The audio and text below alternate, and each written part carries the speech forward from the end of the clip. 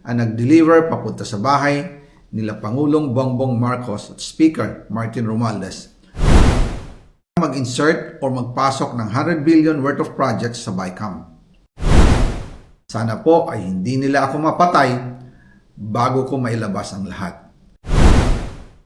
Ginawa ko lang ang utos sa akin, pero ngayon, handa na akong harapin ang lahat. Ginagamit ng administrasyon ang buong resources ng bansa para tumahimik ako. That he will shoot me if I will talk. Gagamitin ako bilang panakipbutas sa kanilang kampanya laban sa korupsyon. Hindi na ako mananahimik, ilalabas ko ang lahat ng katotohanan. May resibo, may ebidensya, at may pangalan. Para sa bawat Pilipino, alam ko na buo ang galit ninyo sa akin ngayon. Nauunawaan ko rin kung bakit, lalo na at malaki ang halagang nakataya. Pero bago kayo humusga, hayaan ninyong ipaliwanag ko ang buong katotohanan. Matagal akong hindi nagsalita dahil may direktang utos sa akin. Huwag nang bumalik ng Pilipinas at manahimik na lamang.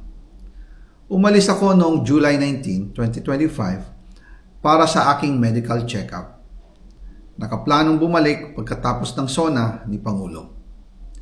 Pero habang papauwi na ako, tinawagan ako ni dating Speaker Martin Romualdez at sinabihan, "Stay out of the country.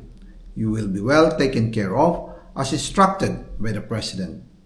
Noon naniniwala pa ako sa kanila, kaya't hindi ako bumalik.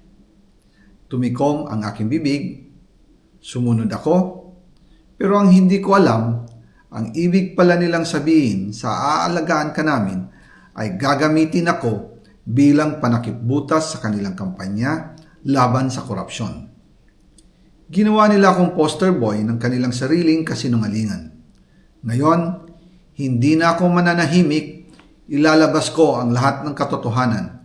May resibo, may ebidensya, at may pangalan. Nagsimula ito nung tumawag si Sekmina Pangandaman sa akin nung nag-umpisa ang BICAM process last year, 2024. Ang sabi niya, katatapos lang ng meeting nila ni Pangulo at may instructions na mag-insert o magpasok ng 100 billion worth of projects sa BICAM. At sinabi pa ni Sekmina, you can confirm with Yusek Adrian Bersamin dahil magkasama sila sa meeting ni Pangulong BBM noong araw na yon. Tinawagan ko po agad si Yusek Adrian Bersamin at tinanong ko kung may instruction nga ba ang Pangulo na magpasok ng 100 billion during their meeting. Ang sabi niya ay totoo nga po. Right after our conversation, tinawagan ko po si dating Speaker Martin Romualdez at nireport ko ang instructions ng Presidente to insert the 100 billion projects. At sinabi niya sa akin, what the President wants, he gets. After ng ilang araw, nag-set po ng meeting si Sekmina Pangandaman at Yusek Adrian Bersamin sa amin ni dating Speaker Martin Romualdez sa Aguado Building in front of Gate 4 ng Malacanang at nandoon din po si Yusek Jojo Cadiz. During the meeting, binigay po ni Yusek Adrian Bersamin ang listahan na worth 100 billion. Tinanong ko po si Yusek Adrian kung saan galing ang listahan.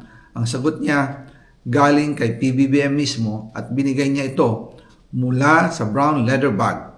Nung sinabi po ni Yusek Adrian Bersamin, yung brown leather bag, naalala ko noong nasa Singapore kami right after the elections of May 2022 sa Hilton Hotel, kami ni dating Speaker Martin and PBBM habang pauwi at pabalik ng Pilipinas, hinabol ng PSG ang brown leather bag at ang sabi ni PBBM, maiwan na lahat, wag lang ang brown leather bag.